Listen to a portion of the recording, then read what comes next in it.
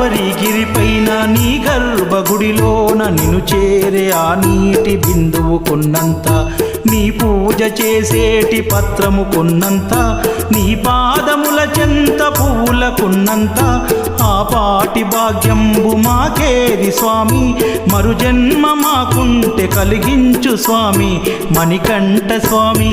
స్వామియే శరణమయ్యప్ప, స్వామియే శరణమయ్యప్ప, స్వామియే శరణమయ్యప్ప, స్వామియే శరణమయ్యప్ప.